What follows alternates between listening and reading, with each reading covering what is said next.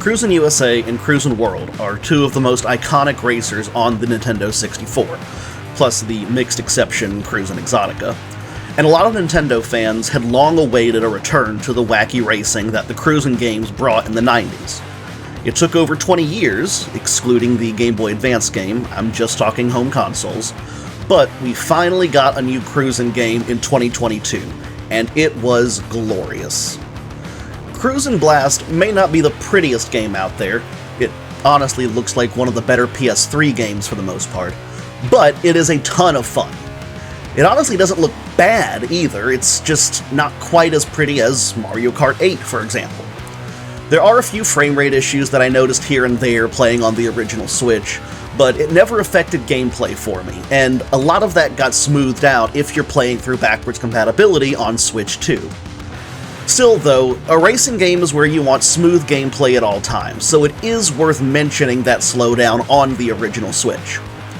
The biggest disappointment here is that, while the game does support local multiplayer, there is no support whatsoever for online multiplayer. There have been mentions here and there of an update to add online multiplayer that may be in the works, but it's still a bit of an odd and disappointing exclusion for a racing game released in late 2021 to exclude any online connectivity. It's also been out for over 4 years now, so I kinda doubt that update's coming. The main game modes here are, obviously, your classic arcade levels that you've played through if you had the fortune to play a Cruis'n Blast arcade machine. Shout out to Boxcar in Raleigh, North Carolina for giving me that opportunity. You've also got time trials and a handful of tours comprising 4 races each. Each of these tours have a theme: escaping the cops, extreme weather, etc.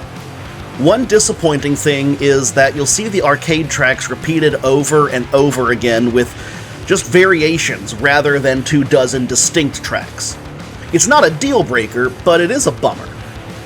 As is usually the case for me, my favorite part of the game was the unlocks.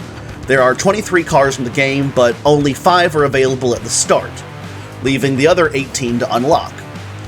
Some of these are unlocked by clearing a certain tour and buying with money earned, and others are unlocked via keys found hidden throughout the game, 3 per stage. In addition to unlocking the vehicles themselves, using them earns you XP for that vehicle, and leveling up your vehicle unlocks the ability to purchase neon accent lights, some aesthetic body modifications, and an engine upgrade. All in all, there's a lot to unlock, which gives you ample reason to keep playing. Cruis'n Blast isn't a perfect game, but it's a perfect Nintendo game if that makes any sense. It's just fun in the purest sense. On paper, it should be a solidly mediocre game, but between the comfortable control mechanics, the rather out-there vehicle selection, and just the general wackiness of the game, it's just a goofy and extraordinarily enjoyable experience from start to finish. It may not be as refined a local multiplayer racer as Mario Kart, but Cruis'n Blast definitely deserves a place on any Switch owner's shelf, or SD card, because of those times when you just want to relax and race with the homies without committing homicide over a blue shell. Cruis'n Blast is the perfect choice. My rating for Cruis'n Blast on Switch is an A.